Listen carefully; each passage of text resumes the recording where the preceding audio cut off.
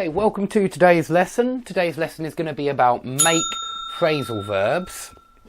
I'm writing a book at the moment about phrasal verbs, and I hope that by the time I put this video up, I'll be able to release the book. And you'll have two different methods that you can obtain the book, two different methods to obtain the book. You can use Amazon if you prefer, or you can sign up to this channel and subscribe to the channel. And if you stay with the channel a number of months, I think it's going to be 6 months, I'll send you the ebook for phrasal verbs. The ebook's going to be hundreds of pages long. It's going to have a lot of drawings and illustrations to help you understand these phrasal verbs. So it should be a whole course, and it will accompany all of these videos that I've made. So you'll have a lot of material there if you want to learn phrasal verbs by heart. And I guarantee that I will make the course extensive and thorough. And what I mean is I'll try to include every phrasal verb that I have ever come across. So without further ado, make phrasal verbs. So if you make over something or someone, or a place even, you could even make over a flat, it means that you're doing the flat up. Yeah, to use a do phrasal verb, you're renovating the flat, you're creating a new look. But I have to say that this phrasal verb is most often a noun, a makeover. And if you talk about a makeover, it's usually a person who has had some kind of new look. Somebody has created a new look for the person, maybe a new hairstyle, maybe new clothes. And so that would be a makeover. And you'll see that word more often as a noun than as a verb, I guarantee it. Now, all of these ones are about running. If you make for somewhere, you run towards that place. If you make towards somewhere, you run towards that place. It's the same as, or very similar to, run up to or run over to.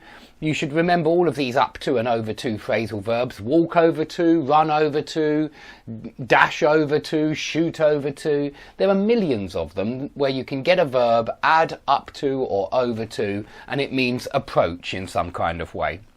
Now, if you make off with something, it's the same as run off with something. So again, it's a running phrasal verb, make. It's very often about running. So you might say the thieves made off with £1 million in cash. Yeah, they ran off with, after they held up the bank, they ran off with £1 million in cash. They made off with £1 million. Or we could say they made away with £1 million, and that would be the same. And so there's not much difference between these two. They made away with £1 million, they ran away with £1 million after they held up the bank. And make after is the same as run after, which means chase. So if you say the policemen made after the robbers and were bearing down on them, something like that, it means they were chasing the robbers. They were chasing the people that held up the bank. Okay, if you make up, and if you do want an object, by the way, you can have an object. You can just say make up with someone. He made up with his wife, or he made up with his friend. But quite often it is without an object, and you just say they had a disagreement. I've got the same one up here. They had a disagreement. They fell out with each other, and then they made up. Yeah, so this one and this one are the same. I should make that clear. Then they made up, and it means they reconciled. They became friends again. So after you have an argument, if you make up, it means you become friends again. You understand each other's position, and you stop disliking each other. So you reconcile. Make up with someone is the opposite of fall out with someone. So there's another good phrasal verb as well. If you make something up, for example, the journalist made the story up, it means he lied about the story. He invented it to maybe to sell some more newspapers or to make a name for himself, something like that. Now, if something is made up of something, it means it consists of something. So you might say the class is made up of kids between the ages of 12 and 14. Something like that. Or the class is made up of upper intermediate learners. Yeah, you can use it like that. And you can also make up a list, which means draw up a list, which just means create a list. That's all. It means create a list. And I think when you draw something up or make something up, it often sounds like a rough draft. It does sound like a rough draft, a first version. Now, if you make someone into something, for example, the newspapers made made him into a hero. It means that they made him look like a hero. They turned him into a hero. Very similar to turn into something. I suppose you could say the witch turned the prince into a frog, or you could say the witch made the prince into a frog. But I think we'd normally say turn into there. But I think we normally say turn into for physical things and make someone into something. A hero is not physical, really. You're kind of speaking more, you're not talking about physical changes from a frog into a prince or a prince into a frog. You're talking about making someone into a hero. So I hope you can see that that's a little bit different from turning someone physically from one form into another. Okay, if you make do with something, it means you get by with something, and what I mean is that you manage to deal with a situation by using what is available. So you might say, I don't know, I didn't have a jumper at the time and I was cold, so I made do with a small rag that I put round my shoulders and made into a blanket. Yeah, I made into a blanket. I made the rag into a blanket. I made do with a blanket instead of a jumper. I had to make do with a blanket. So it's when you use what is available, and it's often not ideal. Okay, if you make it up to someone and make up for something, there are two here, and they're very much related because they both mean compensate. But this means compensate for something. So make up for breaking the vase, make up for being late, make up for not turning up, whatever it is. Maybe you missed a meeting with your friends, so you try to make up for not turning up by doing something.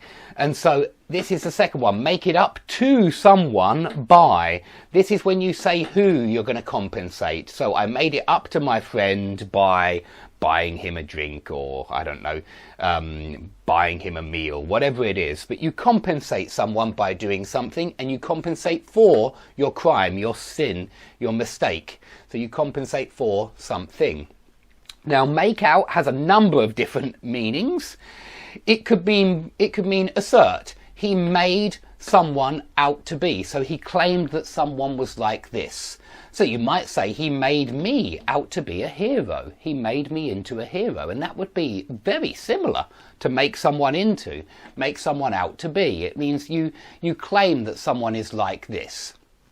Very often when they're not, by the way. So if you say the newspaper's made me out to be a hero, it means that you're not a hero, but the newspaper's made you seem like that.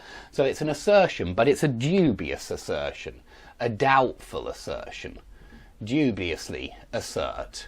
I ought to put that in, dubiously assert, where it's probably not the case when you say, I don't know, the Prime Minister made the doctor out to be a monster. It means that it's a dubious claim. It's probably not true. Okay, if you make out that, you pretend that. And I mean pretend like make-believe. A number of students use this word in the old-fashioned sense, and I think it's because in their language it still has that meaning, where we used to use pretend meaning want to be or would like to be, like he pretended to the position of king. It means he wanted to become king. Well, I don't mean that meaning of pretend, which nobody really uses anymore. I mean pretend when you pretend to be a policeman. And you dress up as a policeman, you speak like a policeman. So when you pretend, you're doing something dishonest, you're lying.